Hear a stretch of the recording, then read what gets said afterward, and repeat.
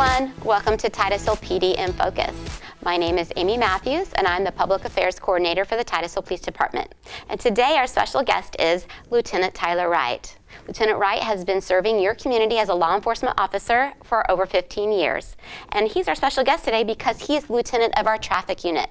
And today our focus is going to be traffic and roadway safety. So thank you for joining us, Lieutenant Wright. I just want to start off by asking you, because you are in charge of the traffic unit, what is the most common concern that the community has about our traffic and our roadways?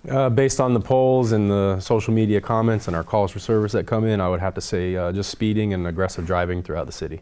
Wow, that's the same thing I'm getting. I'm getting a lot of emails about traffic and speeding mainly too. So we wanted to just let everyone know if you do have concerns or questions, you can email us at TitusvillePDinfocus@titusville.com. So we're happy to get your emails, and we'd like to answer some questions. And that was one of the main questions we had this week on our emails. Other things I wanted to go to is just kind of touch base on what the traffic unit is doing to address these concerns. What are the special things that you guys are focusing on? So we focus on our high crash areas. So that's one of our main focuses. We'll look at the data of where the crashes are. Usually it's in major intersections. And again, speed is usually a factor. Red light running is a factor. So we will focus our phase of that will be focusing on these intersections and the speed that's going through there. And then our other focus is on these complaints that we get directly from you, the citizens, wherever those complaints may be. Right, and I get the complaints as well. There's something that you and I have been kind of doing over the last couple months, and we've been posting where we're going to be doing enforcement details ahead of time. So we'll post on Twitter and Instagram, hey, we're going to be over on North Washington running a detail, everyone please slow down. And have you found that making a difference? I think so, and we love letting everybody know where we're going to be. We don't want no surprises. Mm-hmm. We want the public to know, hey, we are going to be on Sisson Road today, or we are going to be in the downtown area. That way we get the compliance before we even have to do a traffic stop.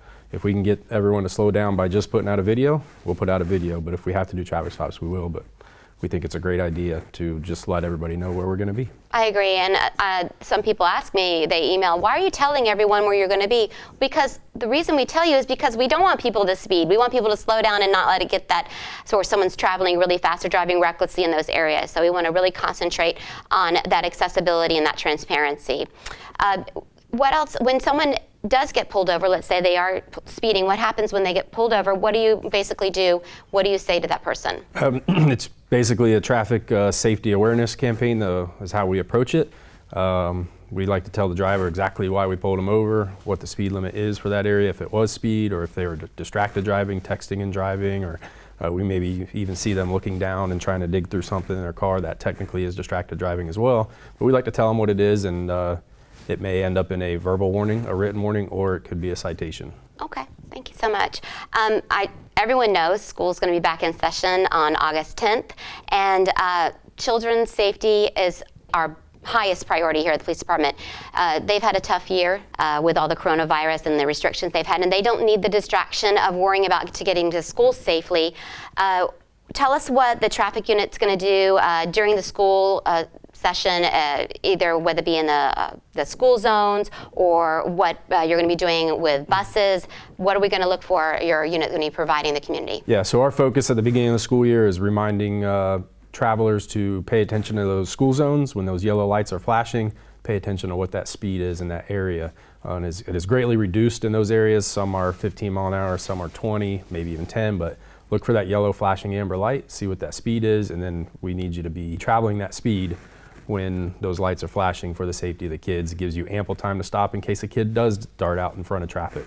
Right. We also have our traffic unit will be focusing on that. They'll also be watching for travelers driving around stopped school buses, and we'll get into all the legalities of that here in just a second. And we also have additional resources that we're deploying out that week just to get out there and have the visibility and remind travelers to slow down in those school zones and stop for the school buses. Right, and speeding in a school zone is an expensive citation, correct? Yes, there are enhancements to the school zone speeds on top of the regular speeds. Wow, that's fantastic. I did get an email question about school buses and what are the rules of the road when that school bus is stopped and their stop sign is extended. What do motorists need to do? So there's three general rules. Is if it's a two-lane highway or two-lane road with no median divider, vehicles must stop in both directions.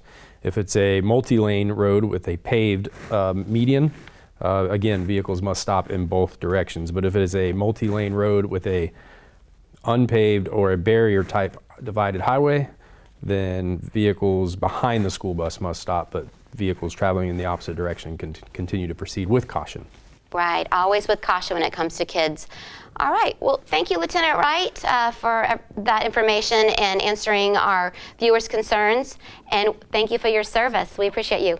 And another thing I'd like to say is we do monitor the comments on the social media stream, so if you have areas, in addition to emailing our specific email group, but put those areas on those comments as well and let us know where we need to be. Right, we appreciate all the feedback we can get. All right, well, thank you so much for joining us, and thank you, Lieutenant Wright. Have a great day.